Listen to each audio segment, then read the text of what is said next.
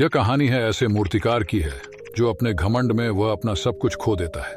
तो चलिए चलते हैं कहानी की ओर। एक बार एक छोटे से गांव में एक मूर्तिकार रहता था जो बहुत ही सुंदर और आकर्षक मूर्तियां बनाता था। लेकिन अब वो आदमी थोड़ा बूढ़ा हो गया था।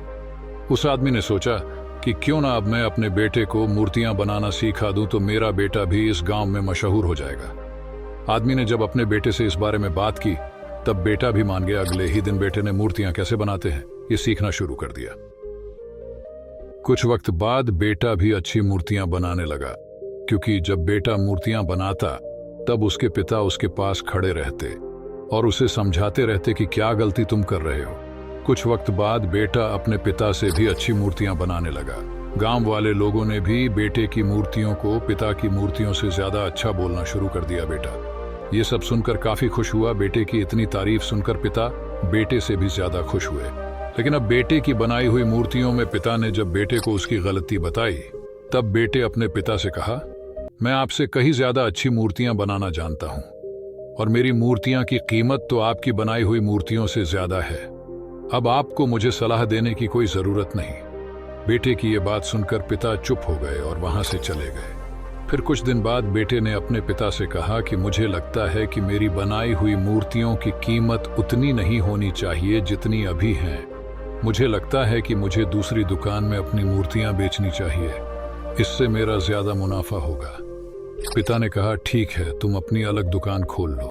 बेटे ने अपनी अलग दुकान खोल दी और अपनी मूर्तियों का दाम अपने पिता की मूर्तियों से ज्यादा रखा। अब जो लोग पिता की मूर्तियां ज्यादा खरीदते थे उन्होंने बेटे की मूर्तियां जिनका दाम भी ज्यादा था उनको खरीदना शुरू कर दिया। बेटा बहुत खुश था कि मैं अपने पिता से ज्यादा अच्छा मूर्तिकार बन गया। कुछ वक्त तक तो सब कुछ ऐसे ही चलता रहा, लेकिन कुछ वक्त बाद लोगों ने बेटे की मूर्तियों को देखना भी बंद कर दिया। अब लोग पिता की दुकान पर ज्यादा जाते और वहीं से मूर्तियां खरीदते। बेटे ने अपनी मूर्तियों को और अच्छे से बनाने की कोशिश की ताकि लोगों को उसकी बनाई हुई मूर्तियां पसंद आए, लेकिन कोई फायदा नहीं हुआ। बेटा कोशिश करते करते थक गया। अपने पिता की दुकान पर इतने लोगों की भीड़ देखकर बेटे को काफी गुस्सा आया। बेटा अपने पिता के पास गया और बोला, आपने अपनी मूर्तियों में ऐसा क्या किया कि लोग आपकी ही दुकान से मूर्ति खरीद रहे हैं? मेरी मूर्तियों को तो कोई देखना भी नहीं चाहता। पिता ये सुनकर मुस्कुराए और कहा, ऐसा इसलिए हुआ क्योंकि तुमने ये सीखना ही छोड़ दिया कि अच्छी मूर्ति बनाते कैसे हैं। ये सुनकर बेटे ने कहा, लेकिन मैंने अपनी मूर्तियों को अच्छा बने की बहुत कोशिश की, लेकिन फिर भी कोई फायदा नहीं हुआ। ये सुनकर पिता बोले, ऐसा इसलिए हुआ क्योंकि तुम्हें पता ही नहीं है कि तुम कहाँ गलती कर रहे हो। तुम्हें पता ही नहीं।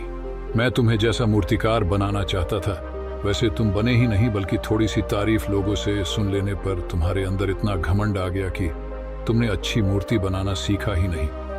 तुम थोड़े में ही इतना ज्यादा खुश हो गए। ये सुनकर बेटे को अपनी गलती का एहसास हुआ।